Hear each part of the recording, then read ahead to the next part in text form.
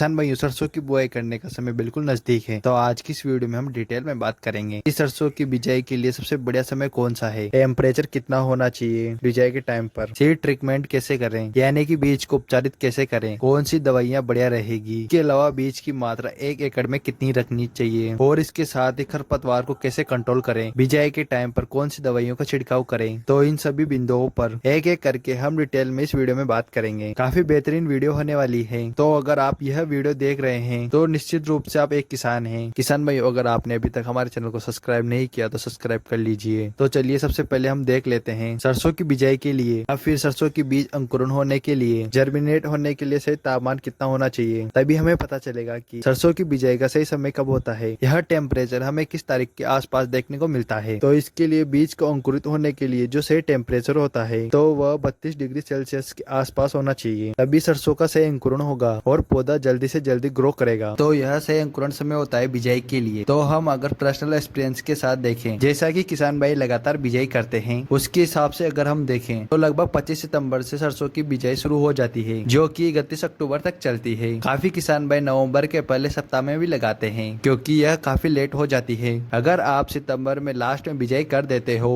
तो उसकी पूरी संभावना रहती है कि यह सर्दी की चपेट में आएगी। के अंदर जड़ गलन की, तना गलन की, यानी कि फंगस की शिकायत काफी ज्यादा आती है। तो यह समस्या ज्यादा अगेती बिजाई करने पर आ सकती है। लेकिन सरसों की बिजाई के लिए जो बीज का सही समय होता है, इससे बिजाई करने पर अधिक से अधिक पैदावार निकलती है। सर्दी से बचाव होता है, फंगस नहीं लगती है, तना गलन नहीं आता, जड़ गलन नहीं आता, या फिर बाद में जब तापमान बढ़ जाता है तो उससे नुकसान नहीं होता है। उन सब चीजों से बचने के लिए उस टाइम की अगर हम बात करें तो 10 अक्टूबर से लेकर 20 अक्टूबर तक अगर आप सरसों की बिजाई कर देते हो तो यह बिल्कुल सही समय होता है। सरसों की बिजाई का अधिक से अधिक पैदावार लेने के लिए सबसे अनुकूल टाइम होता है 10 अक्टूबर से 20 अक्टूबर के बीच में आपको सरसों की बिजाई करनी चाहिए। अगर आप लेट बिजाई करना चाहते हैं तो 20 अक्टूबर से लेकर 31 अक्टूबर तक आप लेट बिजाई कर सकते हो। इन 20 अक्टूबर से जैसे जैसे लेट हो जाएगी, पैदावार में उतनी ही कमी होने की संभावना बढ़ती जाएगी। उसके बाद अगला टाइम आता है बीज उपचार का, यानी कि बीज को उपचारित कैसे करें, कौन सी दवाइयाँ लेनी चाहिए। इसमें आप इंसेक्टिसाइड और फंगिसाइड को अलग अलग ले सकते हो, यानी कि कीटनाशक और फंगिसाइड को अलग अलग लेकर इनमें 2 बार ट्रीटमेंट कर सकते हो, उपचारित कर सकते हो। जिसमें एक तो थायोमेथोक्साइन आता है, 2 ml 1 किलोग्राम बीज के साथ आप ले सकते हो। इसको छांव में सुखाकर सूखने के बाद फिर दोबारा आपको इसको फंगिसाइड से उपचारित करना होता है। फंगिसाइड की बात करें तो कार्बनडाजिम मेनकोजेब आता है, 2 ग्राम 1 किलोग्राम बीज के साथ आप इसको उपचारित करें, अच्छे से मिलाकर इसको उपचारित कर सकते हैं। या फिर कुछ कॉम्बिनेशन आते हैं, जैसे कि अगर हम बात करें इसमें अजोक्सिट्रोफिजोविन और थायोफिनेट मिथाइल, ये 2 फंगिसाइड हैं, काफी तगड़े फंगिसाइड है। इसके साथ में थायोमेथोक्सोम यानी कि ये कीटनाशक है। तो यह तीनों टेक्निकल एक ही दवा के अंदर आते हैं, अलग अलग कंपनियों के अलग अलग नाम से मार्केट में आ जाती है। 2 ml 1 किलोग्राम बीज के साथ मिलाकर आप अच्छे से उपचारित कर सकते हो बीज को। तो इससे क्या होगा, जो स्टार्टिंग में कीट लगते हैं वो नहीं लगेंगे। जैसा कि अंकुरण होने के बाद में छोटा सा पौधा सूखने लगता है, वो दिक्कत नहीं आएगी। बाद में तना गलन की, जड़ गलन की शिकायत नहीं आती। यह बीमारियां कम हो जाती है बीज को उपचारित करने से। तो यह चीजें आपको ध्यान में रखनी चाहिए। अगर बीज की मात्रा की बात करें तो 1 किलोग्राम पैकिंग आती है बीज की। वैसे अगर आप घर का बीज लेते हो तो आपको जाली के अंदर छानकर मोटे बीज निकाल लेना है। उनकी 1 किलोग्राम मात्रा को आप अच्छे से उपचारित करके जो दवाइयां मैंने बताई उनकी 1 एकड़ में बिजाई कर देनी है। अगर 800 से 900 ग्राम बीज की मात्रा डल जाती है अच्छी जमीन में तो पर्याप्त रहती है। अगर बिजाई की विधि की अगर हम बात करें तो इसका भी पैदावार के ऊपर काफी असर पड़ता है। अगर लाइन से लाइन की दूरी या फिर कुड़ से कुड़ की दूरी की बात करें तो 12 से 18 इंच आपको रखनी चाहिए, यानी कि 1 से 1.5 फीट के आसपास आपको रखनी चाहिए। इससे पौधों को स्पेस मिलता है, जिससे उसके अंदर धूप और हवा अच्छी आती है, बीमारियां कम आती है, पैदावार इससे बढ़ती है और पौधों में फुटान ज्यादा होता है, फलियां ज्यादा लगती है। तो ये चीजें आपको थोड़ी सी ध्यान में रखनी चाहिए। बिजाई के टाइम पर अब बात आती है कि बिजाई के टाइम पर खरपतवार को कैसे कंट्रोल करें, कौन सी दवाइयों का स्प्रे करें। तो बिजाई के टाइम पर आप खरपतवार को रोक सकते हैं। एक पेंडामेथलिन के नाम से एक दवाई आती है। पेंडामेथलिन एक टेक्निकल नाम है, यह अलग अलग कंपनियों की आती है। किसी अच्छी कंपनी की आपको लेनी चाहिए। 1 लीटर पेंडामेथलिन का 1 एकड़ में आपको स्प्रे करनी चाहिए। काफी अच्छे से कंट्रोल करती है खरपतवार के ऊपर। इसका स्प्रे कैसे करना है यह थोड़ा सा आपको ध्यान में रखना है। काफी जगह पर शिकायत आती है कि भाई स्प्रे करने के बाद भी खरपतवार उग जाते हैं। तो वह स्प्रे के अंदर एक तो पानी की मात्रा आपको कम से कम 150 लीटर तो लेनी ही चाहिए। उसके बाद में आपको स्प्रे कैसे करना है, जैसे आपने पानी लगाया, पानी लगाने के बाद में आपको लगे कि जमीन अब बिजाई के लिए तैयार हो गई है। 2-3 दिन बाद में जैसे ही आपको लगे कि कल्टीवेटर लगाने से यानी कि जुताई करने से पहले आपको स्प्रे कर देना है। स्प्रे करने के तुरंत बाद हेरो से कल्टीवेटर लगाकर आपको जुताई कर लेनी है। उसके बाद में पाटा लगा यानी कि मेज वगैरह लगाकर उसमें बिजाई कर देनी है, तो आपको 100% कंट्रोल मिलेगा, कोई भी खरपतवार उसमें अंकुरित नहीं होगा। किसान भाई आज की इस वीडियो में बस इतना ही, मिलते हैं किसी और नई जानकारी के साथ नई वीडियो में। चैनल को सब्सक्राइब करना अगर नहीं किया हो तो। किसान भाइयों मेरे द्वारा दी गई जानकारी आपको अच्छी लगी हो तो लाइक कमेंट शेयर जरूर करें। बस आज की वीडियो में बस इतना ही, धन्यवाद।